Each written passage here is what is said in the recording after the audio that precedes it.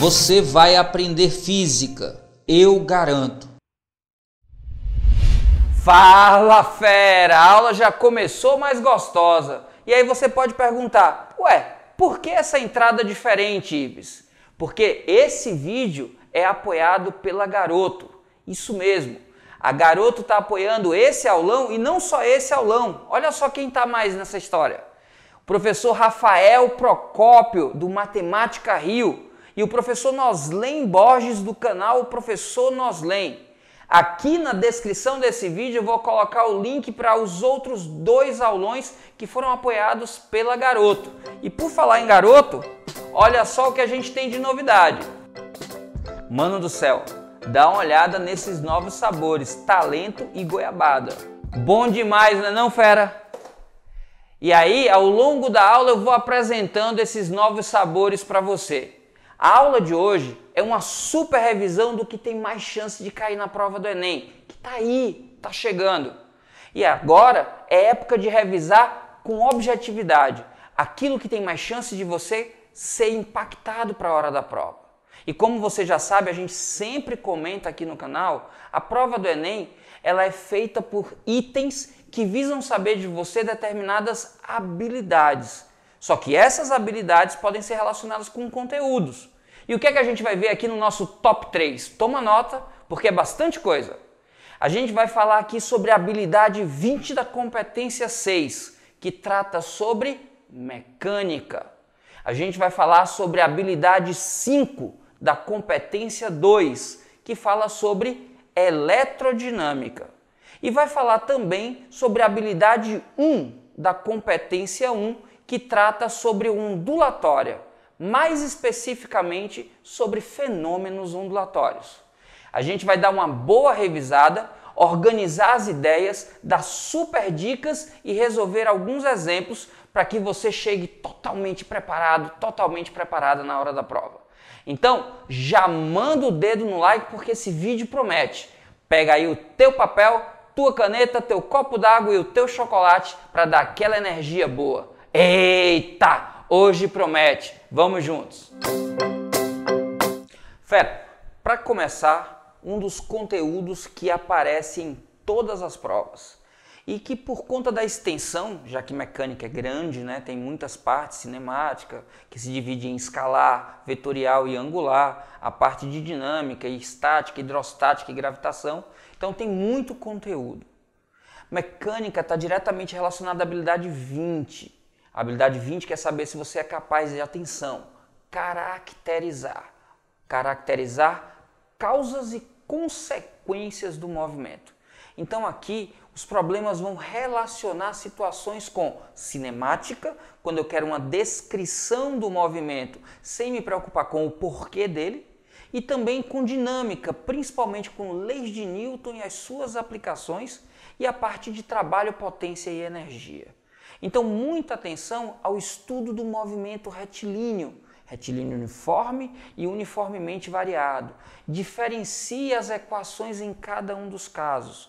Entenda que você precisa extrair os dados e relacioná-los a partir das equações. Não são muitas, são só 4.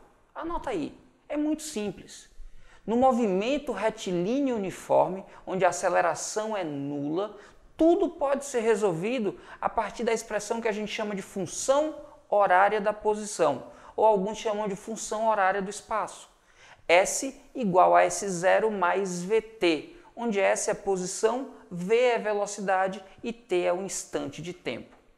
Quando o movimento apresenta aceleração e essa aceleração é constante, aí a gente tem um movimento uniformemente variado.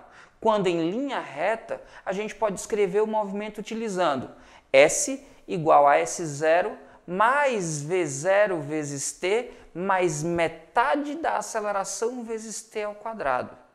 Essa relação é entre posição e tempo.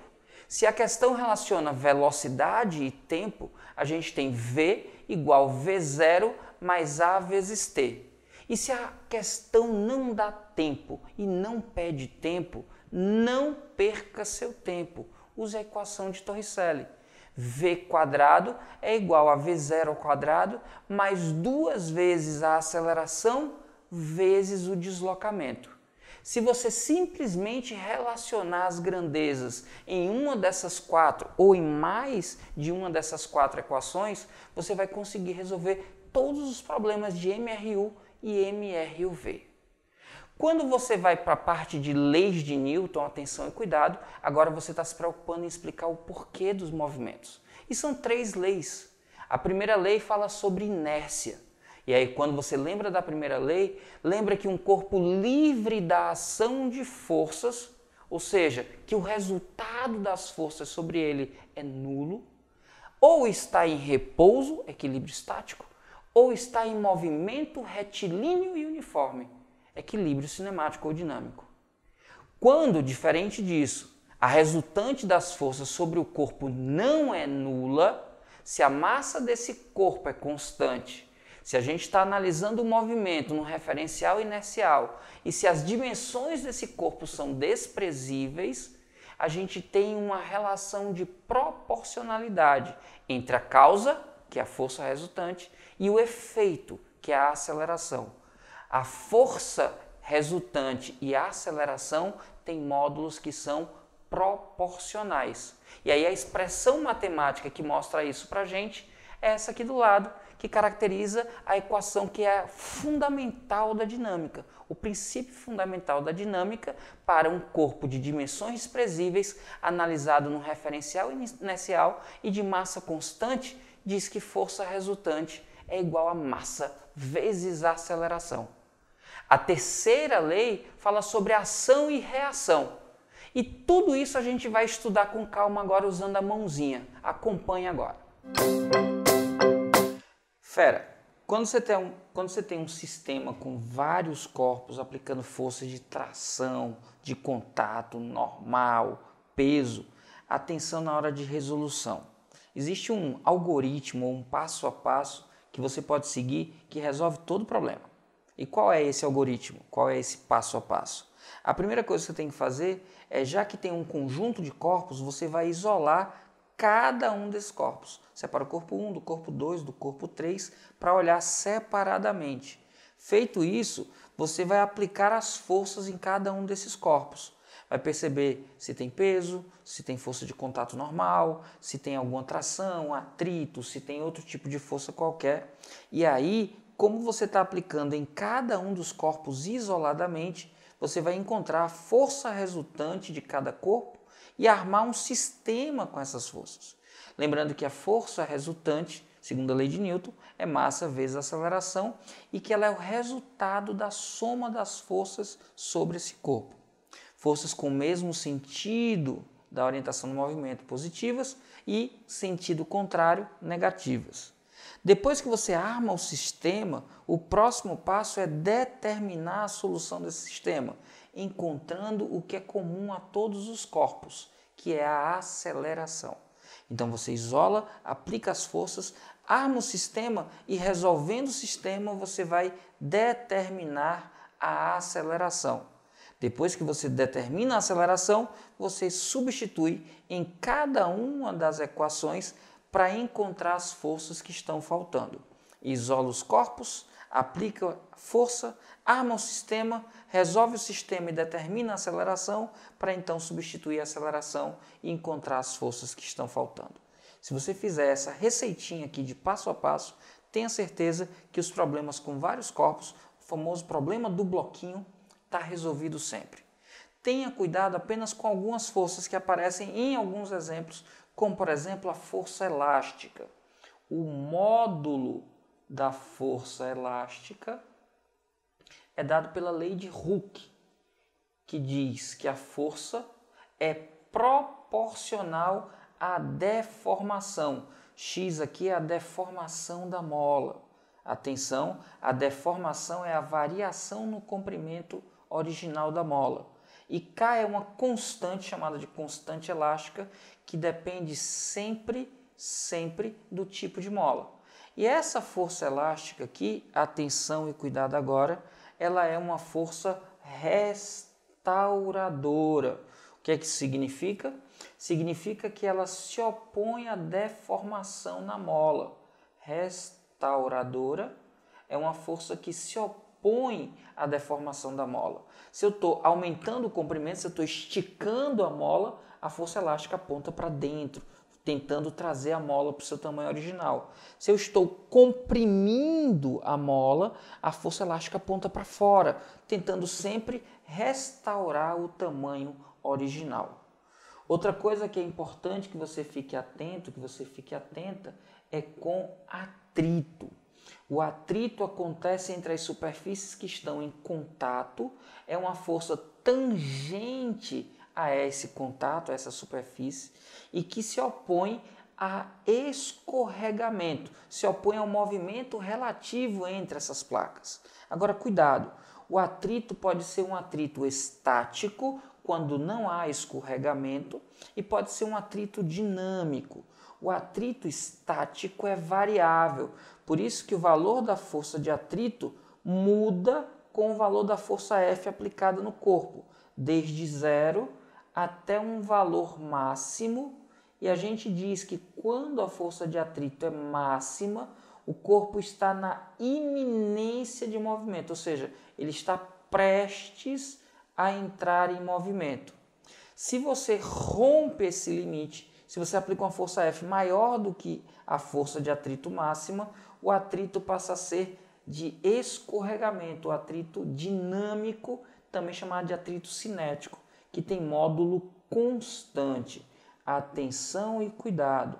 No gráfico, onde existe uma variação, o atrito é atrito estático e a força vai desde 0 até um valor máximo que é dado pela expressão μ estático vezes módulo da normal.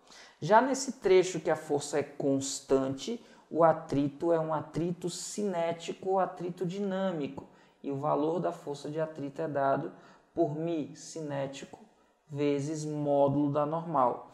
Então essa linha representa os valores possíveis para a força de atrito, cujo valor máximo é μ estático vezes normal. Durante essa aplicação de uma força F, a força de atrito tem mesmo módulo e evita o escorregamento. Quanto maior a força aplicada, maior a força de atrito, até chegar num limite. Passando desse limite, a força aplicada produz o escorregamento e o atrito deixa de ser estático e passa a ser cinético, cujo módulo é dado por μ vezes n. Aqui nesse ponto de força máxima, μ estático vezes normal, a gente tem a iminência do movimento. Tranquilo, fera? Toma nota aí enquanto eu vou comer meu talento. E aí já fica a dica, durante a prova, tenha sempre o seu chocolate garoto para dar aquela energia saborosa durante a resolução. Uma forma de avaliação do desempenho de um corredor é dizer o tempo gasto por ele para percorrer 1 quilômetro. Uma pessoa caminhando tranquilamente gasta cerca de 12 minutos para percorrer 1 quilômetro. Certo corredor em treinamento para uma competição faz o percurso entre 2 pontos, A e B, com a rapidez de 6 minutos por quilômetro durante metade do percurso e a rapidez de 4 minutos por quilômetro durante a outra metade do percurso. A velocidade escalar média entre os pontos A e B deste corredor foi. Fera, embora a princípio essa questão possa trazer alguma dúvida, tudo que a gente tem aqui é que perceber o seguinte: um corredor está indo entre A e B e percorre 2 trechos de mesmo tamanho, metade e metade. Eu não sei quanto é esse tamanho, então eu vou chamar, por exemplo, esse tamanho aqui de D. Esse outro tamanho aqui eu não sei quanto é, eu vou chamar de D. Aqui no primeiro trecho ele tem uma velocidade V1 e nesse segundo trecho eu tenho uma velocidade V2. Para calcular a velocidade média, quando a gente tem essa configuração, veja que eu falo sobre distâncias e velocidade, não falo sobre tempo. Então a primeira coisa você vai escrever isso aqui, ó.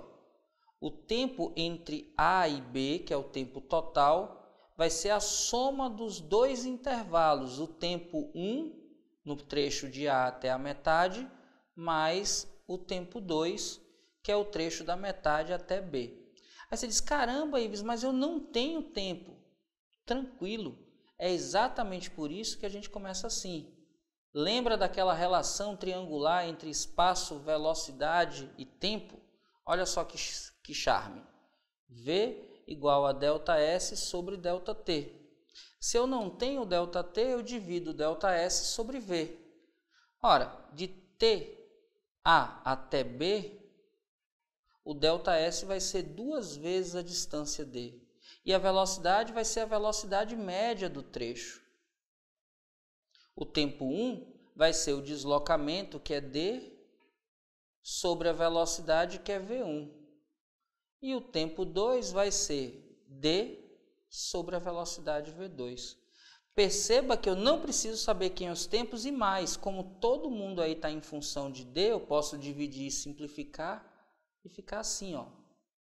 2 está para a velocidade média, assim como 1 está para a velocidade 1 mais 1 sobre a velocidade 2. Simples assim.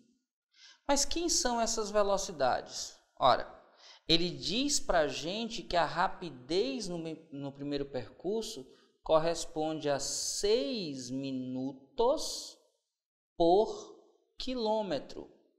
Isso é a rapidez 1. E a segunda corresponde a 4 minutos por quilômetro. Perceba que aqui eu tenho tempo dividido por espaço.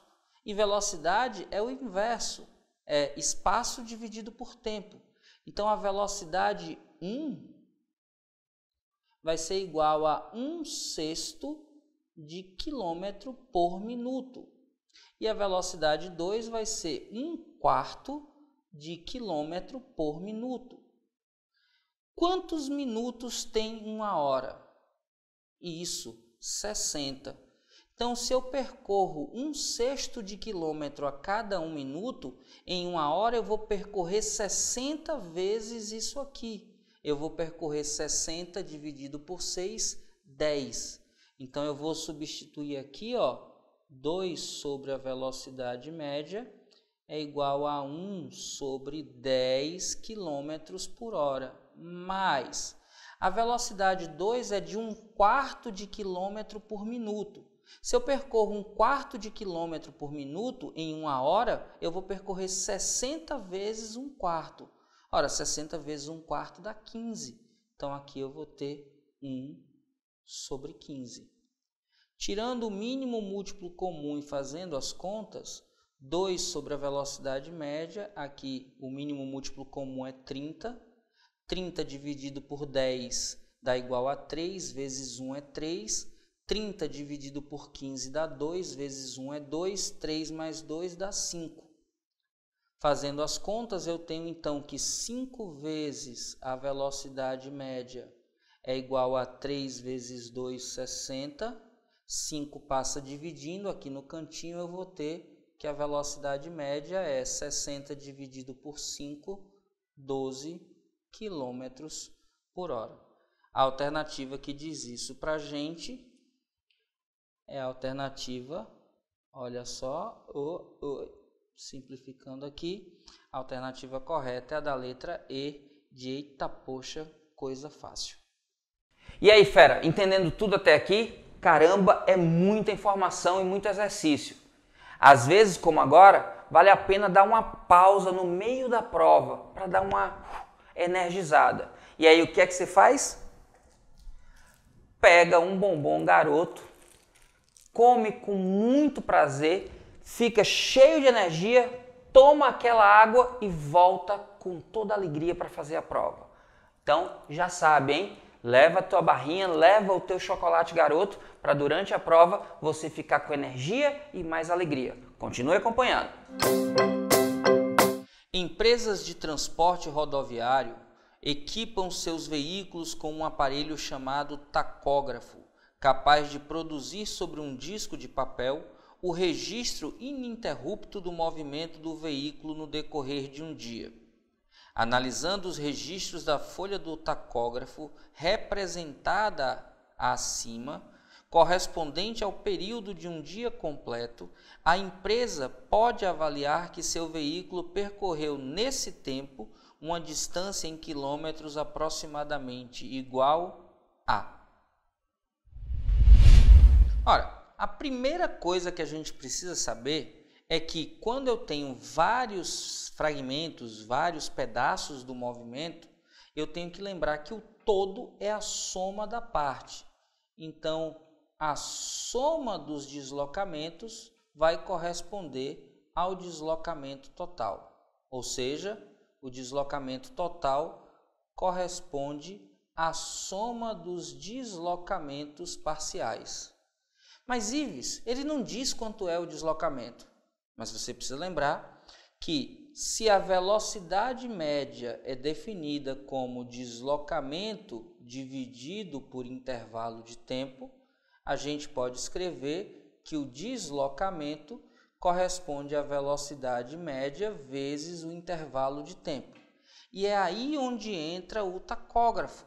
Ele vai dar para a gente as informações sobre a velocidade e sobre a duração, sobre o intervalo de tempo dessas velocidades.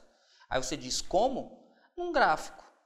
Como assim, Ives, num gráfico? Tem lá uma imagem. Mas essa imagem é a imagem de um gráfico. E é exatamente porque essa questão é tão interessante. Olha só, dá uma olhada aqui. Isso aqui é um gráfico. E é exatamente nesse gráfico que a gente vai tirar todas as informações. Perceba que aqui, olha no disco, 24, aí 2, 4, 6, 8, 10, 12, 14, 16, 18, 20, 22, 24. Ou seja, um giro desse tem 24 horas, conta o tempo. E cada uma dessas linhas, olha o que está dizendo aqui, quilômetro por hora. Então, a primeira linha é o 0 km por hora, a segunda linha é o 20, a terceira é 40, 60, 80, 100, 120.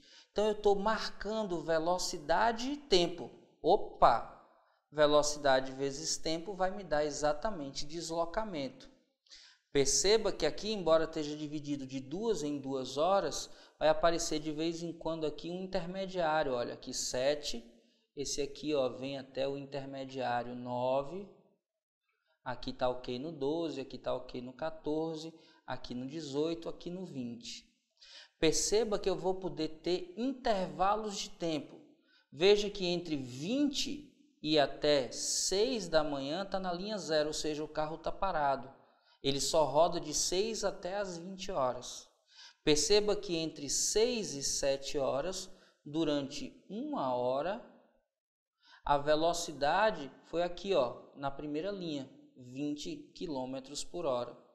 Então, eu posso anotar aqui velocidade e tempo. Perceba que a partir das 7, ele passou a ter a velocidade de 60 e foi até 8. Então, de novo, eu tenho aqui 1 hora, só que agora a velocidade é de 60 km por hora. A partir das 8 e até as 9, ele ficou nessa linha que corresponde a 80 km por hora. Então, de novo, durante 1 hora, só que agora com 80 km por hora. Perceba que você está tirando as informações de tempo e velocidade. A partir daqui, que estava em 60, que estava em 80, opa, quase que eu me atrapalho. Do 9 em diante, ele foi do 9, ó, até o 12, então foram 3 horas, e ele pisou fundo. Veja aqui a velocidade quanto era, 120 km por hora, até um pouco de responsabilidade desse motorista, né, carregando tanta gente. A partir das 12 até as 14 ele ficou parado, velocidade 0, almoço e descanso. E às 14 ele voltou com tudo, olha só, de novo 120. E ficou das 14 até as 18. Então foram 4 horas a 120 km por hora. Motorista pé de chumbo. Às 18 horas ele diminuiu. Agora, olha só, 0, 20, 40, 60. E passou 2 horas das 18 às 20. Então 2 horas com velocidade 60 km por hora. Se eu tenho velocidade e tempo, eu posso calcular em cada trecho quanto foi o deslocamento. 20 km por hora durante 1 hora, 20 km é o deslocamento. 60 km durante 1 hora, 60 km é o deslocamento. 80 km por hora durante 1 hora, 80 km é o deslocamento. 120 km durante 3 horas, 3 vezes 120, 360 km. 4 horas a 120 km por hora, 480 km. E depois 2 horas a 60, são 120. O que é mais importante é que você entenda o que é que esse gráfico aqui está nos dizendo. Está nos dizendo velocidade em função do tempo. E aí eu vou pegar essas informações e trazer para cá. Como eu tenho 1, 2, 3, 4, 5, 6 trechos, esse somatório aqui vai ser deslocamento 1, mais deslocamento 2, mais deslocamento 3, mais deslocamento 4, mais deslocamento 5. No primeiro trecho a gente encontrou 20 km. Então vou escrever aqui deslocamento total igual primeiro trecho 20, mais segundo trecho eu encontrei 60, mais terceiro trecho eu encontrei 80, mais quarto trecho 1, 2, 3, 4, 5, 6, tem 6.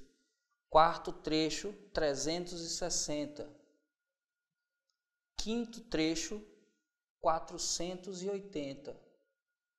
E sexto trecho 120. Vou tirar aqui agora. Então faltou um aqui em cima. E agora tudo que a gente tem que fazer é somar.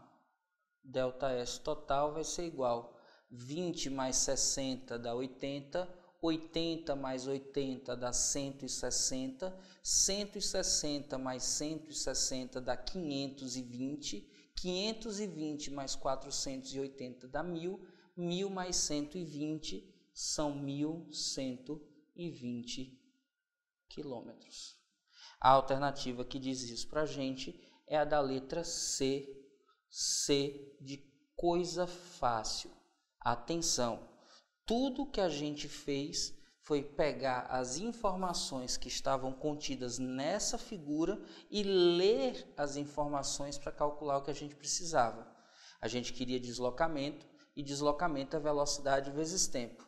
Nesse gráfico, ele nos dá as velocidades e nos dá os tempos que o carro passou. Na verdade, o ônibus passou com essas velocidades. Essa linha preta aqui nos determina exatamente a relação entre as velocidades em quilômetros por hora e os tempos em hora. Essa questão, embora não seja do Enem, é perfeita para caracterizar uma questão sobre a habilidade 17 da competência 5, que fala sobre a relacionar informações apresentadas nas diversas linguagens. Essa linguagem aqui é uma linguagem gráfica que está associada a essa linguagem simbólica. Tranquilo? Muito legal essa questão, vale muito a pena você dar uma olhada com calma nela. E aí, fera, já merece seu like? Então cai matando aí nesse like e já sabe, se tiver dúvida, deixa nos comentários que eu respondo. Durante uma faxina, a mãe pediu que o filho a ajudasse deslocando um móvel para mudá-lo de lugar. Para escapar da tarefa, o filho disse ter aprendido na escola que não poderia puxar o móvel, pois a terceira lei de Newton define que se puxar o móvel o puxará igualmente de volta, e assim não conseguirá exercer uma força que possa colocá-lo em movimento. Diga aí que matreiro o menino, né? Querendo escapar dos trabalhos domésticos usando erradamente as leis da física. Se ele tivesse correto, ninguém conseguiria colocar nada em movimento, porque sempre que há uma força aplicada, há uma força devolvida pelo para-ação e reação. Mas a gente sabe muito bem, fera, que o para-ação e reação acontece em corpos distintos. E é exatamente por isso que essas forças não se equilibram, não se anulam. Então, quando A faz força em B, B faz força em A. Só que a força feita de A em B não equilibra com a força B em A. Por isso, ao aplicar A uma força em B, pode sim colocar B em movimento. Ou B, ao aplicar uma força em A, pode sim colocar A em movimento. Então o garotão aí se enganou e a mãe diz o seguinte: qual é o argumento que a mãe utilizará para apontar o erro de interpretação do garoto? Ora, muito simples. Basta a mãe apontar que o para-ação e reação não se equilibram porque não são aplicados no mesmo corpo. Qual é a alternativa que diz isso, fera? Exatamente. A letra E diz que o par de forças de ação e reação não é aplicada em um mesmo corpo. Alternativa correta, E de eita, poxa, coisa fácil. Fera, outro conteúdo sempre cobrado é eletrodinâmica. Isso mesmo. Mas a parte de eletrodinâmica básica, os conceitos iniciais, suas aplicações no cotidiano. Principalmente porque a habilidade número 5 quer saber se você é capaz de dimensionar circuitos e dispositivos elétricos de uso cotidiano. Atenção ao verbo dimensionar. Eu vou ter que dar dimensão, eu vou ter que dizer quanto. Então aqui não tem como escapar. Você precisa saber as relações matemáticas entre as principais grandezas. E que grandezas são essas? Tome nota. A gente está falando aqui de potência elétrica, resistência elétrica. A gente está falando de tensão elétrica ou diferença de potencial. A gente está falando sobre intensidade de corrente elétrica e falando sobre energia elétrica. Lembra? P, produto. P, potência. Potência é o produto entre a DDP e a intensidade de corrente. Lembra também, R é razão, R é resistência, é a razão entre U e I. P é o produto da DDP pela intensidade de corrente, R é a razão entre a DDP e a intensidade de corrente. Quando você mescla essas duas fórmulas, você ainda pode extrair daí P igual a R vezes I ao quadrado, quando você tem a corrente, mas não tem a DDP, ou P igual a U ao quadrado sobre R, quando você tem a DDP, mas não tem intensidade de corrente. Lembra também que para calcular energia é só multiplicar a potência do dispositivo vezes o intervalo de tempo de uso desse dispositivo. Mas, por favor, atenção e cuidado.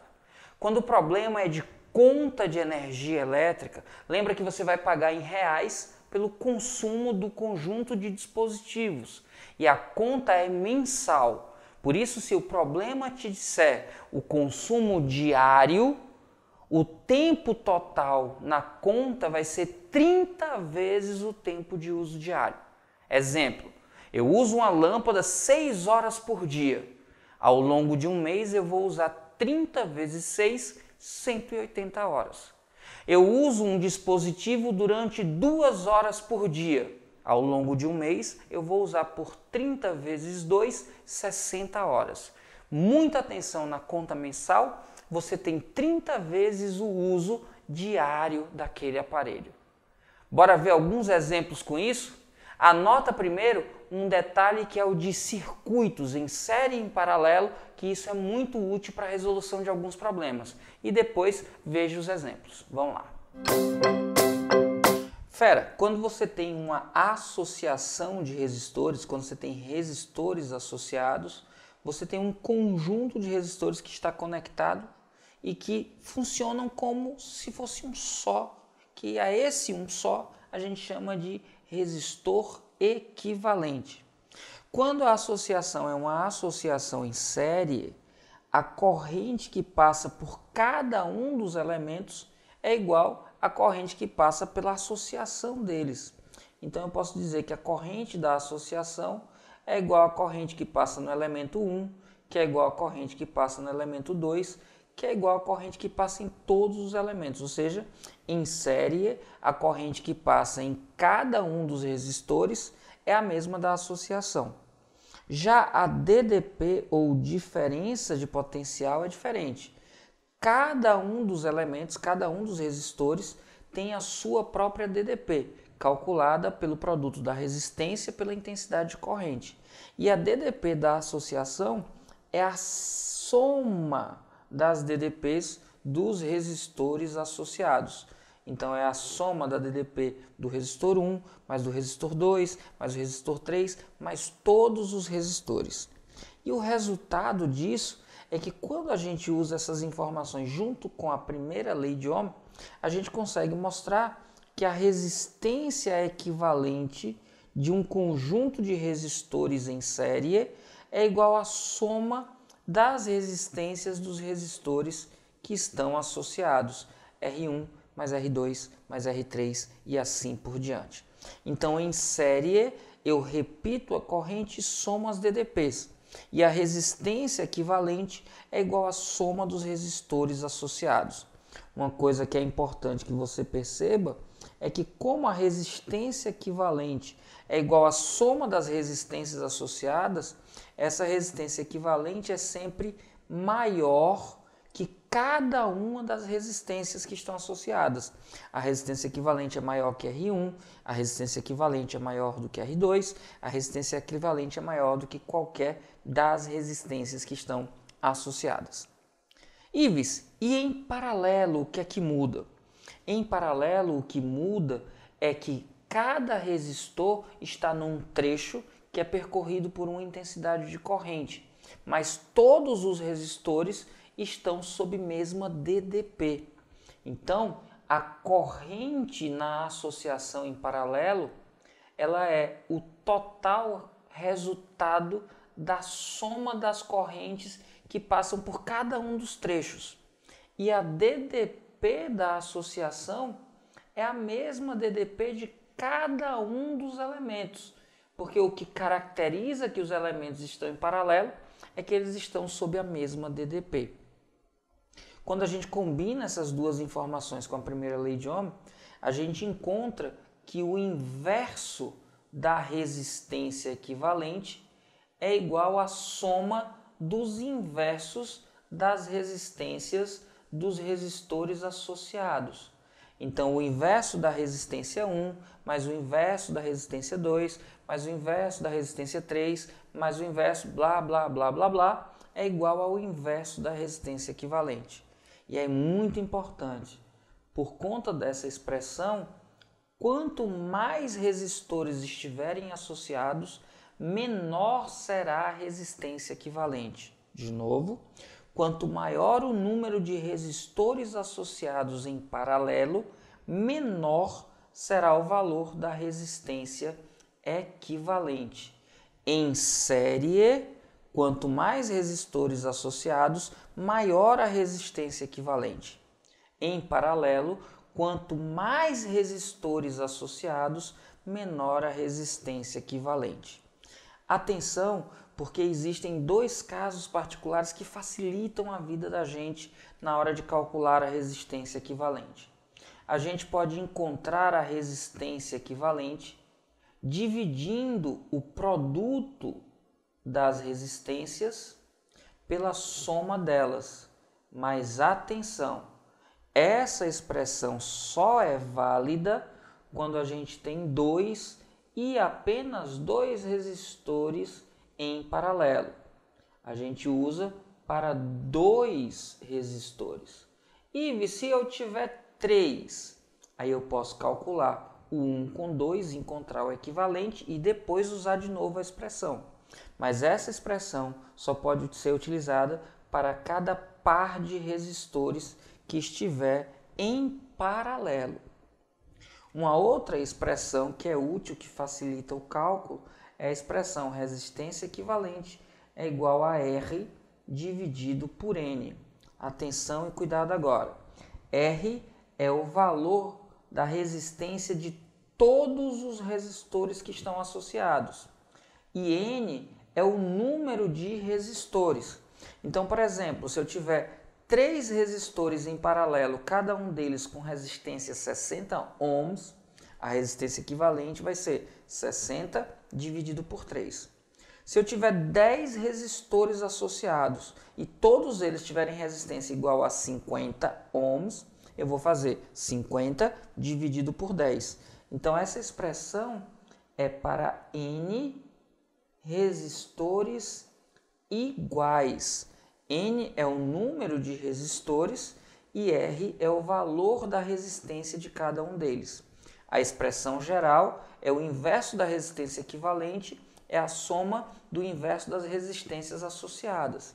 Agora, quando eu tiver apenas duas resistências associadas, eu posso encontrar a resistência equivalente fazendo produto pela soma. E quando eu tiver N resistências que são todas iguais, todas têm o mesmo valor R, a resistência equivalente é o valor de R dividido pelo valor N. Tranquilo? Toma nota, marca isso aí, porque eu agora vou curtir esse lançamento. Churros, olha só, chocolate caramelizado com pedaços de churros. Será que é delícia? Com certeza. Então toma nota que eu vou aqui me energizar com o garoto. Todo carro possui uma caixa de fusíveis, que são utilizados para a proteção dos circuitos elétricos. Os fusíveis são constituídos de um material de baixo ponto de fusão, como o estanho, por exemplo, e se fundem quando percorridos por uma corrente elétrica igual ou maior do que aquela que são capazes de suportar. O quadro a seguir mostra uma série de fusíveis e os valores de corrente por eles suportados. Um farol usa uma lâmpada de gás halogênio de 55 watts de potência que opera com 36 volts. Os dois faróis são ligados separadamente com um fusível para cada um, mas após um mau funcionamento, o motorista passou a conectá-los em paralelo usando apenas um fusível. Dessa forma, admitindo-se que a fiação suporte a carga dos dois faróis, o menor valor de fusível adequado para a proteção desse novo circuito é o... Olha aí, questãozinha tranquila que a gente só precisa prestar atenção nos detalhes. Ele falou informações como a potência do farol, que é de 55 watts. Cada farol, importante isso. Ele falou para a gente da DDP fornecida pela bateria, 36 volts. E falou que a ligação era uma ligação em paralelo. Ora, é muito importante que a gente tenha tudo isso destacado, porque quando a ligação é em paralelo, você deve lembrar que em paralelo, anote aí, em paralelo, a corrente total é a soma das correntes de cada um dos elementos e a DDP total é igual a DDP de cada um dos elementos. Então eu tenho a mesma DDP e somo a intensidade de correntes. E como para todo circuito ligado em paralelo, ligado em série, a potência total é igual à soma das potências dos aparelhos. Em questões que a gente tem limitador de corrente, seja esse limitador de corrente um fusível, seja esse limitador de corrente um disjuntor, quando a gente tem um limitador de corrente, a gente tem um dispositivo que permite a passagem de corrente até um dado limite, por isso limitador. A corrente que circula no aparelho, a corrente que circula dentro de um determinado circuito, tem um valor máximo possível. Então essa corrente do aparelho ela é menor ou igual a um máximo possível que a gente chama de valor nominal do aparelho. Valor nominal do aparelho limitador. Então, se você compra um fusível de 2 A, o valor nominal do fusível é de 2 A, o que significa que a corrente do aparelho que é limitada por esse fusível é no máximo igual a 2 A, então ela é menor ou igual a 2. Se você instala um disjuntor de 15 A, o valor nominal é de 15 A. O que significa que a corrente daquele trecho do circuito tem que ser menor ou igual aos 15 A, nunca maior. Não é uma aproximação caso você resolva uma questão de cálculo. É uma questão em que você tem sempre que fazer uma inequação. A corrente do aparelho ou do conjunto de aparelhos tem que ser sempre menor ou, no limite, igual ao valor nominal do fusível ou do disjuntor. Atenção aqui que a gente tem uma regrinha que eu costumo chamar de regrinha do I ou do OU. I é quando a gente junta aparelhos, ou é quando a gente alterna aparelhos ou potências diferentes dentro do mesmo aparelho. Quando a gente tem um aparelho e outro ligados juntos por um mesmo fusível, a gente vai fazer uma soma. E aí a corrente total é igual ao somatório das correntes de cada aparelho. Se você liga uma televisão e um aparelho de home theater no mesmo fusível, a corrente total é a soma da corrente da TV e do home theater. E aí, essa corrente total tem que ser menor que o valor nominal. Então, neste caso, se a gente tiver a mesma DDP, que é o que acontece em paralelo, a gente vai fazer que a corrente do aparelho corresponde à soma das potências que estão instaladas dividido pela DDP da rede.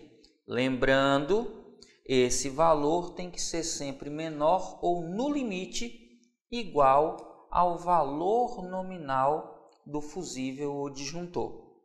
Agora, atenção! Quando a gente tem uma situação em que a gente liga uma coisa ou outra, vou colocar aqui em vermelhinho para a gente destacar. Quando a gente liga uma coisa ou outra, a corrente do aparelho ela deve ser medida de acordo com a máxima corrente suportada no circuito. Imagina que eu tenho um aparelho que precisa de uma corrente de 2 A, um outro aparelho de uma corrente de 3 A. Se eu boto um limitador para 2, toda vez que passar uma corrente de 3, esse limitador vai abrir o circuito. Então, sempre essa corrente do aparelho tem que ser pensada pela máxima corrente. E por isso, eu vou dividir a potência máxima do aparelho ou dos aparelhos pela DDP. Lembrando que quando a gente faz isso, sempre essa corrente tem que ser limitada pelo valor nominal. Então, ela é menor ou igual ao valor nominal do fusível ou disjuntor. Normalmente, esse tipo de situação aparece, por exemplo, quando você tem chuveiros elétricos, em que você tem um mesmo chuveiro, só que com várias potências, inverno, verão, primavera, e aí para dimensionar o disjuntor, você deve sempre escolher pela máxima potência que o chuveiro vai consumir. Tranquilo? Aqui no caso, como ele fala de 2 faróis ligados em paralelo numa DDP de 36, é muito simples. Como são 2 ligados ao mesmo tempo, é um e outro.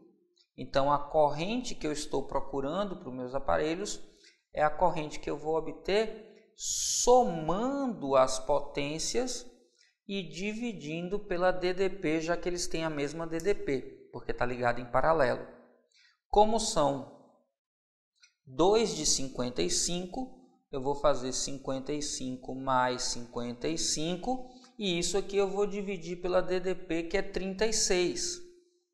Isso vai me dar 110 dividido por 36. Confere aí, isso dá bem perto de 3,1 ampere.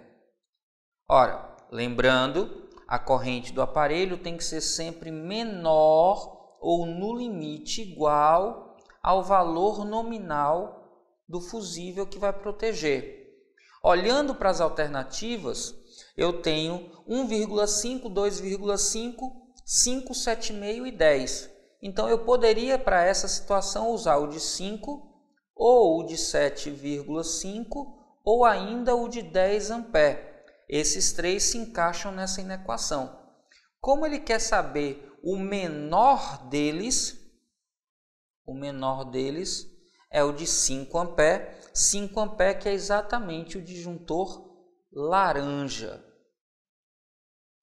Então a alternativa correta é a letra C, C de coisa fácil. Agora, por favor, fera, deixa eu te chamar a atenção. Imagine que tivesse um disjuntor de 3 amperes entre as alternativas. 3 está bem mais perto de 3,1 do que 5. Só que não é uma questão de aproximação, é uma inequação. E o valor nominal tem que ser sempre maior ou no limite igual, não pode nunca ser menor. Então, mesmo que eu tivesse uma alternativa que dissesse disjuntor de 3, ele não poderia ser utilizado. Sempre lembre disso. Sempre a corrente do aparelho é menor do que o valor nominal do fusível. No limite igual. Nunca pode ser a corrente do aparelho maior do que o valor nominal. Sempre essa equação deve ser respeitada. Tranquilo? A energia elétrica consumida nas residências é medida em kWh por meio de um relógio medidor de consumo. Nesse relógio, da direita para a esquerda, tem-se os ponteiros da unidade, da dezena, da centena e do milhar. Se um ponteiro estiver entre 2 números, considera-se o último número ultrapassado pelo ponteiro.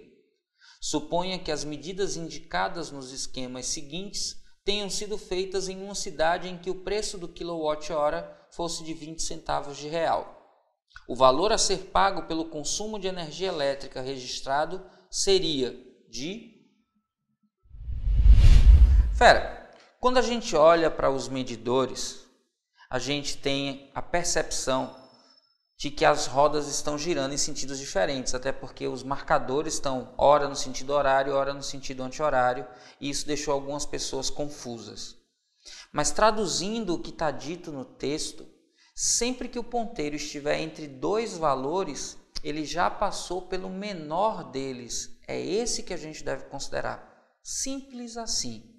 E quando a gente fala de calcular a quantidade de energia, lembra que a quantidade de energia ela é obtida por um produto.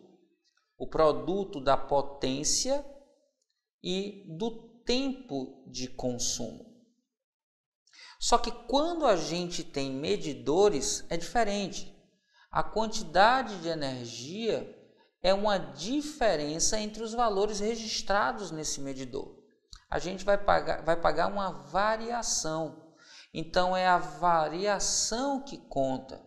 É a energia que está registrada na medida atual menos a energia registrada na medida que está ali, registrada como anterior. É o intervalo entre as duas que a gente vai pagar pelo consumo desse mês. E aí, a gente precisa simplesmente bater o olho no que está escrito. Passou, então a gente conta o que passou. Está entre 2 algarismos, o que conta é exatamente o menor dos 2. Quando a gente olha para a leitura atual ali em cima, a gente vê que na casa dos milhares, atenção, olha lá na casa dos milhares, o ponteiro está entre 2 e 3, o que significa que ele já passou pelo 2 e ainda não chegou ao 3. Quando a gente olha lá na medida atual para os centenas, está entre 7 e 8, o que significa que já passou pelo 7. Quando a gente olha lá para a casa das dezenas, está ali bem em cima, né? Entre o 8 e o 7. Nesse caso, muita gente podia ficar em dúvida, mas como está bem alinhado com o 8, é o 8 que eu vou colocar aqui. Da mesma forma, quando você olha para a unidade, você tem o 3. Essa é a medida da leitura atual. Quando você pega a leitura anterior, de novo olhando para a imagem, você percebe de novo que o milhar está entre 2 e 3. Percebe agora que a medida da centena está entre 5 e 6. A gente pega o menor dos 2. A gente olha para a dezena está entre 6 e 7. A gente usa aqui 6. E a gente olha que a unidade está entre 3 e 4. Então, a gente usa o que já passou. Essa é a anterior. Então, sempre que você tiver que saber quanto de consumo aconteceu naquele período, você vai calcular um intervalo de leituras, que é exatamente o valor atual menos o anterior. Fazendo essa subtração, 3 para 3 dá 0, 6 para 8 é 2, 5 para 7 é 2, 2 para 2 é 0. Então, naquele mês, o consumo foi de 220 kWh. Mas o que ele quer saber é quanto se deve pagar por esse consumo. E aí, a gente basta fazer uma regrinha de 3. O valor de 1 kWh é conhecido, ele diz que na questão é 20 centavos. Quanto mais kWh, maior o valor a se pagar. Então, é uma proporção direta, basta que eu coloque aqui 220 kWh e faça produto dos meios é igual ao produto dos extremos. O valor x a pagar vai ser igual a 220 vezes 0,20. X, que é o valor a pagar aqui, vai ser em reais. Simplifico aqui, eu tenho 0,2, simplifico um 0 com um 0, a vírgula vem para cá, 2 vezes 22, R$ 44. Então, o valor a pagar nesse intervalo que é considerado aí da leitura é de R$ 44. R$ 44 é o valor que corresponde ao consumo de 220 kW. A alternativa que diz isso para a gente é a da letra E, de eita poxa, coisa fácil.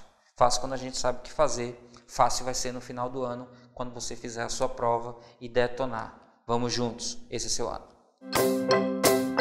Fera, para fecharmos o nosso top 3 Enem, a gente precisa entender que de todos os conteúdos, de todas as habilidades, a que mais apareceu na prova foi a habilidade 1 da competência 1. Fenômenos ondulatórios aparecem em todas, sem exceção, todas as provas. Provas aplicadas, provas reaplicadas, Enem PPL, Enem especial como prova verde, não tem uma única prova que não tenha pelo menos uma questão de fenômenos ondulatórios. Então, eu aposto um chocolate com você, como teremos de novo questões de fenômenos ondulatórios na prova. Porque a habilidade 1 quer saber se você é capaz de reconhecer características ou propriedades dos fenômenos ondulatórios ou oscilatórios e mais, relacionando-as aos seus usos em diferentes contextos. Então, bora lá, toma nota. Vamos ver quais são esses fenômenos ondulatórios. Primeiro, reflexão. A onda chega a um obstáculo e volta para o meio de origem. Refração. A onda chega num obstáculo e atravessa de um meio para outro. Difração. A onda chega num obstáculo ou numa fenda e deforma e consegue com isso contornar o obstáculo ou atravessar essa fenda. Difração está relacionado com a deformação da onda, que permite a essa onda contornar obstáculos e atravessar fendas. Fique muito atento, porque quanto mais próximo é o comprimento da onda do tamanho do obstáculo ou do tamanho da fenda, maior é a difração. A difração é máxima quando o comprimento de onda e esse tamanho são iguais. Muita atenção também à polarização. Principalmente porque polarização só ocorre com ondas transversais. E aí, cuidado, ondas sonoras não sofrem polarização. Nunca. Ondas sonoras não sofrem polarização. Ondas luminosas, sim. Porque toda onda que é transversal pode sofrer polarização. A polarização é uma seleção de um dos eixos de vibração. Quando a gente fala de interferência, a gente tem pelo menos duas fontes em que duas ondas de frequências iguais se superpõem em um ponto. Essa interferência, quando encontram-se cristas com cristas ou vales com vales, a gente diz que as ondas se encontram em fase e ela é construtiva. A amplitude resultante é a soma das amplitudes de cada onda individual. Quando o que acontece é uma crista encontrar com uma onda, uma crista encontrar com um vale, um em cima, outro embaixo, aí a gente diz que vai acontecer uma interferência destrutiva, que pode ser parcialmente destrutiva ou totalmente destrutiva. para encontrar a amplitude resultante, é só subtrair as amplitudes de cada onda. Ressonância é um fenômeno de transferência de energia de uma fonte para um receptor. E isso acontece porque a onda produzida e o receptor têm vibrações de mesma frequência. Muita atenção para não confundir ressonância com interferência. Na interferência tem pelo menos duas fontes e são as ondas que se superpõem. Quando a gente fala de ressonância, eu tenho uma fonte e um receptor que recebe a energia dessa fonte vibrando na mesma frequência que a onda. E o efeito Doppler é um efeito de percepção alterada da frequência que está relacionado ao movimento relativo entre a fonte e o observador. Quando há uma aproximação, a percepção é de uma frequência mais alta. Quando há um afastamento, a percepção é de uma frequência mais baixa. Se a gente está falando de som, uma frequência mais alta é um som mais agudo. Se a gente está falando de som, uma frequência mais baixa é um som mais grave. É por isso que quando a gente tem uma fonte se aproximando, a gente vai ouvindo aquele som cada vez mais agudo. Lá vem a fonte na minha mão. E quando passa, fica mais grave. Aproximando. Então, quando aproxima, mais agudo. Quando afasta, mais grave. Bora dar uma olhada em uns exemplos sobre isso. Importante, a gente não falou aqui do princípio fundamental da ondulatória, que é uma equação matemática que relaciona a velocidade, lambda, que é o comprimento de onda, e a frequência ou período. Você precisa saber e é muito simples. Você pode encontrar a velocidade de propagação da onda fazendo lambda vezes f, onde lambda é o comprimento de onda e f é a frequência, ou ainda fazer v igual a lambda sobre t, onde t é o período. Período é o tempo para completar cada um dos ciclos. Acompanhe alguns exemplos. Uma manifestação comum das torcidas em estádios de futebol é a ola mexicana.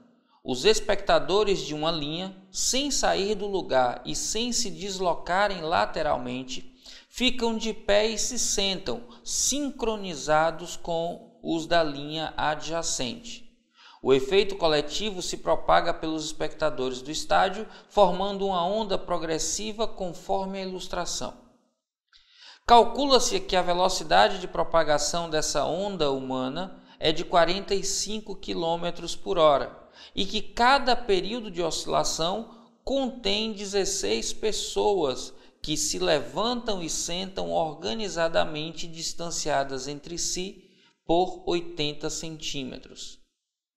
Nessa ola mexicana, a frequência da onda em Hertz é um valor mais próximo de... representar aqui um pedaço da onda humana que se forma.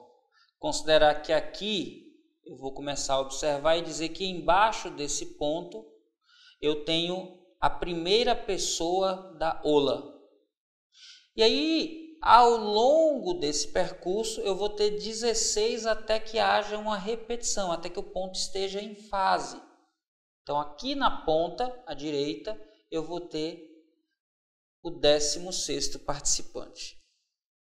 Ora, se eu tenho entre o primeiro e o 16º uma certa distância, quantas distâncias eu tenho aqui? Se eu tiver que considerar a distância entre o primeiro e o segundo, aparece apenas uma vez. Se eu tiver que considerar a distância entre o primeiro e o terceiro, eu tenho duas distâncias. Se eu tiver que considerar a distância entre o primeiro e o quarto, eu tenho 1, 2, 3 vezes a distância entre duas pessoas. Entre o primeiro e o quinto, eu tenho 1, 2, 3, 4. Perceba então que eu tenho sempre um intervalo a menos do que o número do último considerado. Então, entre o primeiro e o 16º, eu tenho 15 intervalos entre pessoas. E diz a questão que a distância entre duas pessoas consecutivas é de 0,8 metros. Eu tenho, então, que entre o primeiro e o 16º São 12 metros a distância que separa. Perceba que essa distância é o que a gente chama de comprimento da onda. A questão diz para a gente também que a velocidade de propagação dessa onda é de 45 km por hora. E a questão nos pergunta quanto é a frequência e pede que essa frequência seja aproximada e dada em hertz. Para ser dada em hertz, o tempo tem que estar em segundos. Então, convém transformar essa velocidade para metros por segundo, que é só fazer a divisão por 3,6. Lembrando que a velocidade de propagação de uma onda é dada por lambda vezes f, a frequência f vai ser dada pela razão entre a velocidade e o comprimento da onda. Substituindo as informações, a frequência vai ser dada por 45 dividido por 3,6, tudo isso dividido por 12. Divisão de frações, repete a primeira, 45 dividido por 3,6 e multiplica pelo inverso da segunda, que é 12, então dá o inverso de 12. A frequência f, então, vai ser igual a 45 dividido, se você fizer essa conta, acompanha aí, isso dá 43,2. Veja que os valores são muito próximos um do outro, então essa resposta tem que estar muito próxima de 1 Hz. Quando você vai para as alternativas, a alternativa que diz isso para a gente é da letra C. C de coisa fácil, fácil porque você sabe o que fazer, fera. Vamos juntos. Um garoto que passeia de carro com seu pai pela cidade, ao ouvir o rádio, percebe que a sua estação de rádio preferida, a 94,9 FM, que opera na banda de frequência de MHz, tem seu sinal de transmissão superposto. Atenção! Superposição indica uma interferência. Atenção e cuidado com isso.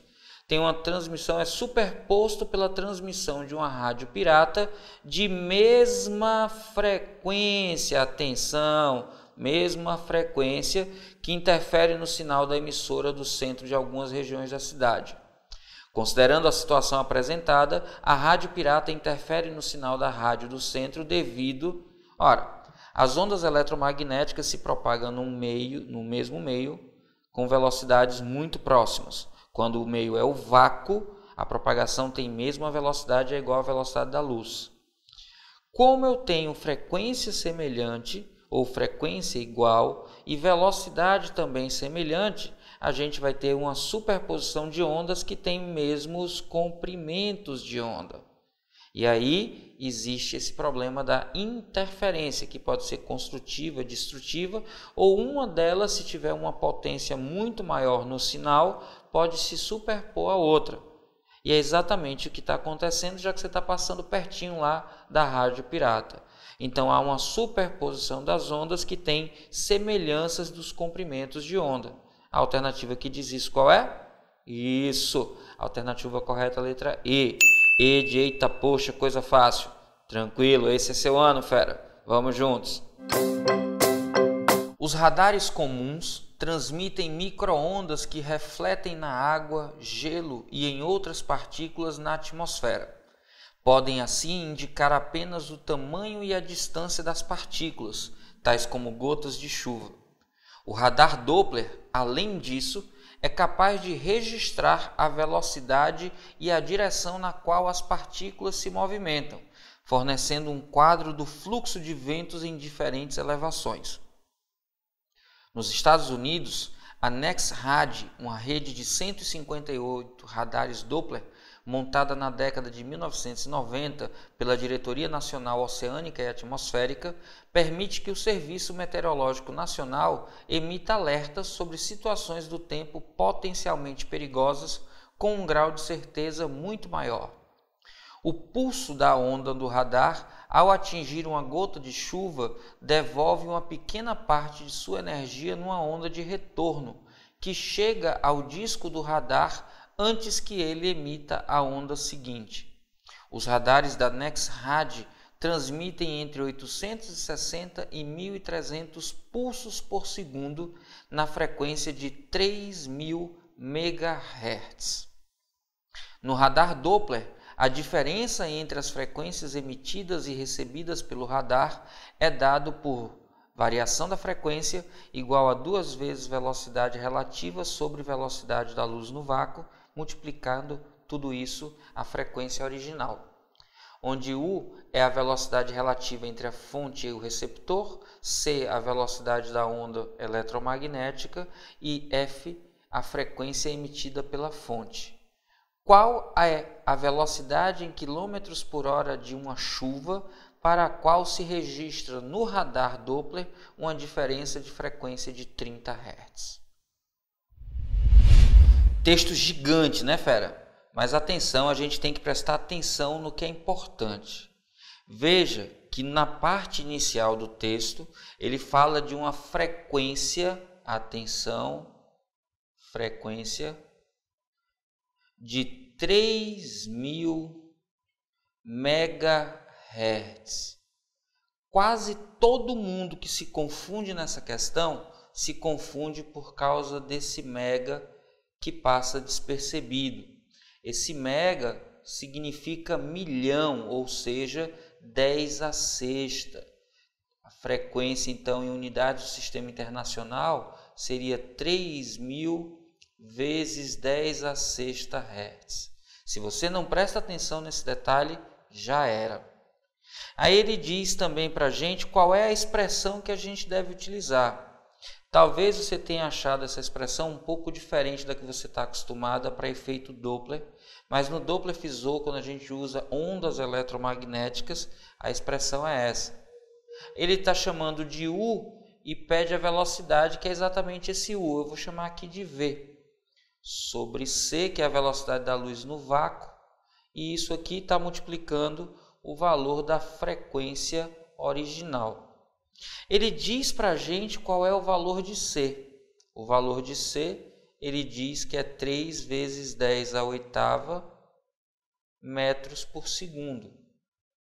E ele diz para a gente quanto é essa variação da frequência percebida pelo radar. A variação da frequência é igual a 300 Hz. Perceba que se você não nota o mega, quando você colocasse nessa expressão, em um dos lados, no lado do ΔF ia estar em Hertz, e do outro lado, no lado da frequência, ia estar em megahertz. Então eu não teria aqui unidades compatíveis e ia dar problema na hora de resolver. E a pergunta dele é quanto vale a velocidade, atenção, em quilômetros por hora. Muito cuidado com isso, porque Hertz é a unidade do sistema internacional, metros por segundo também. Quando eu tenho Hertz de um lado, Hertz do outro, velocidade e velocidade da luz no vácuo tem que estar na mesma unidade. Se aqui a velocidade da luz está em metros por segundo, aqui a velocidade V também vai estar. Tranquilo? Muito cuidado com essas unidades. Aqui a gente não tem muito o que fazer. Essa questão deu todas as informações e tudo que a gente precisa é, na verdade, relacionar os dados com a expressão dada. Substituindo no lugar de ΔF, eu tenho 300. A velocidade é o que eu estou procurando encontrar, 2 vezes essa velocidade, dividido pela velocidade da luz, 3 vezes 10 elevado à oitava. E isso tudo 3.000 vezes 10 à sexta. Se eu suprimir essas 3 casas decimais aqui, eu posso escrever como 3 vezes 10 elevado, sempre que a vírgula está correndo da direita para a esquerda, o coeficiente diminui e por isso eu aumento no expoente. Eu fico então aqui com 3 vezes 10 à nona.